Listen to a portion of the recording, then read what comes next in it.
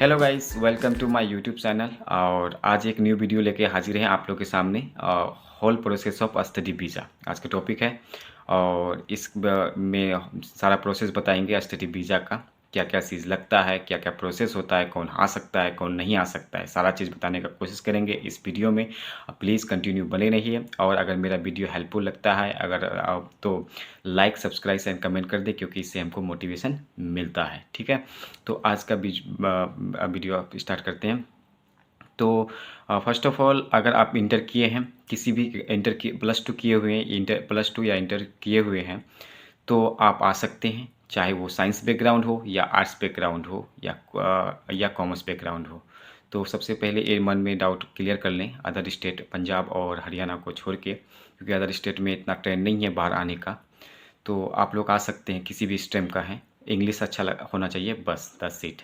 और अब ग्रेजुएशन किए हैं तो फिर भी मास्टर के लिए आ सकते हैं, इंटर किए हैं तो ग्रेजुएशन के लिए आ सकते हैं। ग्रेजुएशन होता है 3 साल में और मास्टर होता है 1 साल में यूके के अंदर। ठीक है, बट आपका इंग्लिश अच्छा होना चाहिए। और फर्स्ट प्रायोरिटी जो होता है इसका आइलेट्स टेस्ट होता है, international English language turning system, जो ये बहुत ही मैंडेटरी होता है, क्योंकि आप इसको जब तक क्लियर नहीं करते हैं तो आप यूके के अंदर नहीं आ सकते हैं। ये बहुत मैंडेटरी है। पहले तो बिना आइलेट्स का भी होता था, जिसके जिसके पास इंग्लिश अच्छा है, 80% या 90% जो लाता था, तो वो आ सकते हैं। और सीबीएसई स्टूडेंट के लिए इट्स वेरी कॉमन, क्योंकि वो 90% ला सकते हैं। और पंजाब बोर्ड या सेंट्रल गवर्नमेंट से बोर्ड से हैं तो उसमें थोड़ा डिफिकल्ट होता था, पर सीबीएसई का स्टूडेंट तो ले आता था 90%, तो आ जाता था पहले। लेकिन अब जो है वीज़ा प्रोसेस, अभी ये सब नहीं होता है, आपको आइलेट्स मैंडेटरी है। कभी कभी सब यूनिवर्सिटी ऑफर कर देते हैं, पर वीज़ा आने की चांसेस कम रहती है, तो आप लोग आइलेट्स दे ही दें। और आइलेट्स में 9 बैंड होता है, आपको मिनिमम 6 बैंड ओवरऑल 6 बैंड लाना पड़ता है ओवरऑल। और यूके के लिए 5.5, एक में अगर एक मॉड्यूल में है तो आपका चलेगा। तीन में 6.6 बैंड है और एक में 5.5 बैंड, ओवरऑल 6 बैंड हुआ तो आप आ सकते हैं यूके का फाइल लगा सकते हैं विदाउट एनी प्रॉब्लम। और अगर आप बोलें कि प्लस टू में कितना मार्क्स चाहिए और ग्रेजुएशन में कितना मार्क्स चाहिए, तो ग्रेजुएशन में आपको 50% प्लस चाहिए, और प्लस टू भी है तो आपको 50% प्लस चाहिए। अगर 60% प्लस है तो अच्छा है, लेकिन अगर 50% भी है तो सम यूनिवर्सिटी एक्सेप्ट करती है, डोंट वरी अबाउट दैट। हाँ, लेकिन आइलर्स में कोई कोई यूनिवर्सिटी, अभी भी यूके में भी कोई अच्छा रेपुटेटिव यूनिवर्सिटी है तो 6.5 7 बैंड जरूर मांगते हैं। अब अगर आपके पास 6.5 7 बैंड नहीं है तो नहीं आ सकते हैं। कुछ कुछ रेपुटेटिव यूनिवर्सिटी है जो उसमें नहीं आ सकते हैं, लेकिन बहुत सारे यूनिवर्सिटी 5.5 वन मॉड्यूल में ओवरऑल 6 बैंड लेते हैं। क्योंकि जब हम फाइल लगाए थे तो हम सर्च कर रहे थे, तो कुछ यूनिवर्सिटी का रिक्वायरमेंट ही होता है कि आपका बैंड 6.5 या 7 बैंड होगा ओवरऑल, तब आप आ सकते हैं।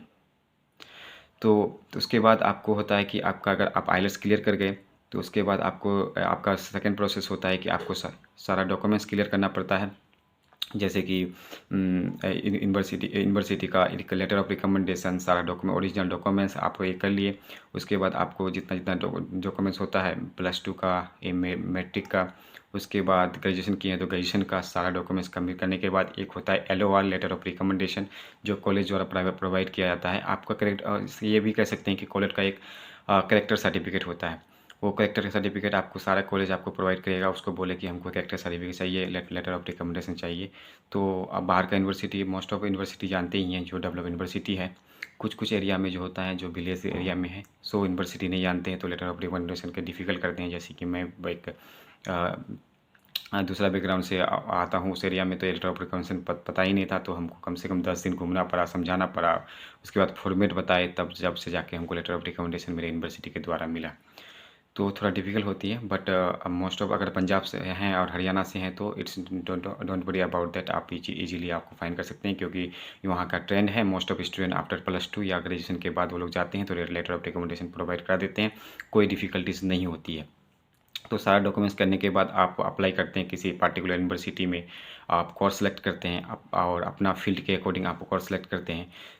और मोस्ट इम्पॉर्टेंट थिंग ये होता है कि आप जिस फील्ड में एक्सपर्ट हैं, मतलब आप जिस फील्ड में अच्छा लगता है, जो फील्ड आपका जो बैकग्राउंड है, उसी बैकग्राउंड के अकॉर्डिंग आप सब्जेक्ट सेलेक्ट कीजिए, आपको डिफ़िकल्टीज नहीं आएगी। अगर मान के चलिए आप आर्ट्स साइंस आर्ट्स बैकग्राउंड है और आप अगर कोई बिजनेस सेक्टर्स में लेते हैं तो आपको डिफ़िकल्टी फेस करना ही। आप कंप्यूटर बैकग्राउंड से हैं और आप सेलेक्ट करते हैं बिजनेस को, तो आपको डिफ़िकल्टीज़ आएगा ही, क्योंकि आपको कंप्यूटर के बारे में नॉलेज है तो आप बिजनेस को कैसे पढ़ेंगे। तो उसमें थोड़ा डिफ़िकल्टीज़ आती है, हो जाती है, पर डिफ़िकल्टीज़ आती है। और यहाँ का एजुकेशन सिस्टम थोड़ा डिफरेंट है, इंडिया नहीं है जो ज़्यादा समझ लेंगे। तो यहाँ पे थोड़ा डिफ़िकल्टीज़, बहुत ज़्यादा डिफ़िकल्टीज़ आ जाती हैं अगर आप अदर बैकग्राउंड में जाते हैं तो। लेकिन सँभाल लेंगे, अगर आप हार्ड वर्क करेंगे तो हो जाती है। पर अगर आपका सेम बैकग्राउंड रहेगा तो हार्ड वर्क थोड़ा कम करना पड़ेगा और इजीली आपका सारा चीज़ हो जाएगा। तो अगर आप साइंस बैकग्राउंड से हैं तो साइंस को ही सेलेक्ट कीजिए, अगर बिजनेस के बैकग्राउंड से हैं तो बिजनेस को ही सेलेक्ट कीजिए। ये जो होगा आपको बहुत अच्छा होगा। कंप्यूटर बैकग्राउंड से है तो कंप्यूटर को सेलेक्ट कीजिए, अगर नर्स बैकग्राउंड से है तो नर्सिंग से बीएससी किए हैं तो नर्सिंग को सेलेक्ट कीजिए, आपके लिए फ्रूटफुल होगा। अगर as compare to other business select करना या कुछ सेलेक्ट करना, देखा देखी में मत ले लीजिए। और यूनिवर्सिटी आपको जो आप अगर किसी एजेंट से लगाते हैं तो आपको कोई ज़बरदस्ती दे देता है तो नहीं लीजिए, क्योंकि पढ़ना आपको है, उसको क्या है वो सो आपको फाइल लगा के भेज देगा यहाँ पे, तो आप डिफ़िकल्टीज फेस करेंगे तो ये सब सोच समझ के कीजिए। और थोड़ा टाइम लग जाता है इसमें, अगर पार्टिकुलर आप सब्जेक्ट करते हैं या कोई पार्टिकुलर यूनिवर्सिटी सेलेक्ट करते हैं तो थोड़ा डिफ़िकल्ट हो जाती है, पर पर हो जाती है। और आप इस बेस पे और एक चीज़ सेलेक्ट कर सकते हैं, जिस एरिया में जाना चाहते हैं उस एरिया को, कोई अगर किसी का रिलेटिव रहता है उस एरिया का यूनिवर्सिटी को सर्च कीजिए। आप अपने सिरे करते हैं या किसी एजेंट के द्वारा फाइल लगाते हैं तो आप उसको बता दीजिए कि हम इस एरिया में ही जाना चाहते हैं, तो आपको मिल जाएगा, उसके अकॉर्डिंग आपको मिल जाएगा। क्योंकि उस डिफ़िकल्ट नहीं होगा, अगर कोई एरिया आपका रिलेटिव रहता है या कोई फ्रेंड्स रहता है तो उससे पूछ के अगर कोई यूनिवर्सिटी लेते हैं तो एकोमोडेशन का कुछ हेल्प हो जाता है वो लोग से, तो आपको डिफ़िकल्टीज नहीं फेस करना पड़ता है। और ट्रैवलिंग कॉस्ट भी आपका बच जाता है, और यहाँ पे ट्रैवलिंग कॉस्ट बहुत ज़्यादा होता है। उसके बाद सेकंड थिंग होता है, आप ऑफर लेटर अप्लाई कर दिए, आपको ऑफर लेटर का यूनिवर्सिटी प्रोवाइड करा दिया। आपको उसमें ऑफर लेटर में आपको कुछ कुछ चीज़ मेंशन होते हैं। हो सकता है कि आपका इंटरव्यू हो ऑफर लेटर के बाद, हो ऑफर लेटर कंडीशन लेटर के बाद, या नहीं तो फिर एक और होता है unconditional letter.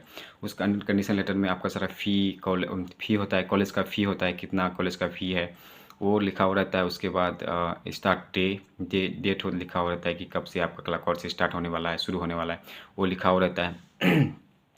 All and everything, आपका क्या क्या रिक्वायरमेंट है, कितना परसेंट फ़ी अभी जमा करना है, बाद में कितना जमा करना है, तो सारा चीज़ आपका लिखा हुआ रहता है। तो आप उसमें सब चीज़ करने के बाद आपका इंटरव्यू है तो इंटरव्यू कर लीजिए, आप फ़ी पे कर लीजिए। सो ऑल प्रोसेस आपको करना पड़ेगा उसके अकॉर्डिंग जो लिखा हुआ है। तो उसके बाद अगर आप कर लिए, उसके बाद सब कुछ होने के बाद जो होता है इंटरव्यू होता है। इंटरव्यू अगर आपका क्लियर हो गया तो इंटरव्यू नहीं होता है, यूके का इंटरव्यू तो होता है लेकिन बहुत डिफ़िकल्ट नहीं होता है। अगर 10 दिन भी अगर अच्छा से देते हैं तो आप इंटरव्यू निकाल सकते हैं इजीली। इसके बारे में हम एक सेपरेट वीडियो बना देंगे। इंटरव्यू बहुत ही ईजी होती है यूके का, एक फॉर्मेलिटी ही है, बाकी कुछ नहीं है। यूनिवर्सिटी के बारे में पूछते हैं और ये सब कुछ पूछते हैं, आपका बैकग्राउंड क्या है, नहीं है, क्यों चूज करना चाहते हैं, ये सब पूछता है। ज़्यादा कुछ नहीं है, सेल्फ इंट्रोडक्शन ही है बस, ज़्यादा कुछ नहीं है। तो ये सब थोड़ा जानकारी रखना पड़ता है, क्यों यूके आना चाहते हैं, ये सब थोड़ा जानकारी रखता है। इंटरव्यू इजीली क्लियर हो जाते हैं, डोंट वरी अबाउट दैट। अगर आपका इंग्लिश अच्छा है तो इंटरव्यू क्लियर हो जाएंगे। अगर इंटरव्यू क्लियर हो गए, फ़ी पेमेंट कर दिया, आप कॉलेज फ़ी आप रिसीप्ट मिल गया आपको, तो ऑलमोस्ट आपका हो गया। उसके बाद उसके बाद जो होता है आपका कैश लेटर होता है। कैश लेटर आप अप्लाई करते हैं।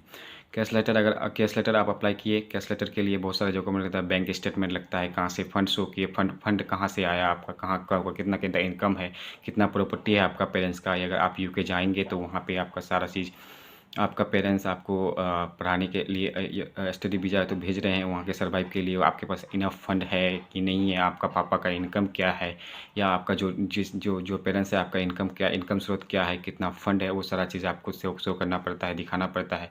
तब जाके आपका जो कैश लेटर आता है।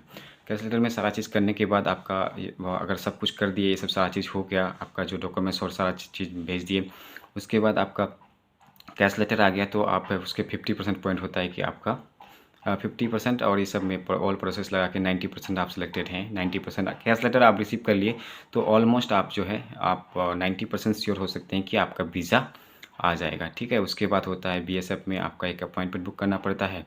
उसमें भी सारा डॉक्यूमेंट्स आपको ओरिजिनल चेक कराना पड़ता है, वहाँ पे ले जाके आप दीजिए, आप अपॉइंटमेंट लीजिए। सारा डॉक्यूमेंट्स होता है, आपका फ़ोटो होता है, आपका पासपोर्ट वहाँ पे रख लेता है।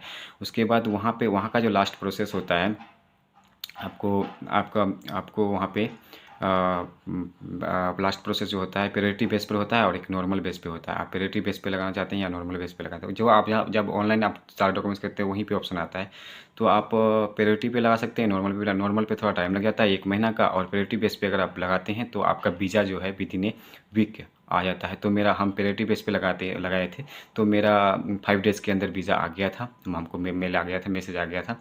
तो उसमें जल्दी आ जाता है, आपको ये नहीं होता है। और अगर नॉर्मल पे लगाइएगा तो उसका मंदी होता है, वो थोड़ा लेट से वीज़ा भेजते हैं, तो इसमें थोड़ा ये होता है। तो आप अप टू यू आप कैसे लगाना चाहते हैं। इसमें थोड़ा अगर प्रायोरिटी बेस पे लगाते हैं तो 25,000 या 28,000 इंडियन करेंसी में लगता है। बस 10 थी, तो उसके बाद आप वीज़ा ले आइए। अब उसके बाद आप आने का तैयारी कीजिए। दैट्स इतना ही ऑल प्रोसेस होता है। और सब टॉपिक पे एक पार्टिकुलर वीडियो बना देंगे, जिसमें कि सारा चीज़ आपका इंटरव्यू का होगा, जो सारा वीडियो बना देंगे। तो आज का वीडियो इतना ही। अगर आपको अच्छा लगे तो प्लीज़ लाइक एंड सब्सक्राइब कर दें, जिससे कि हमको मोटिवेशन मिलता है, अगर हेल्प होता है तो and thank you so much for watching video.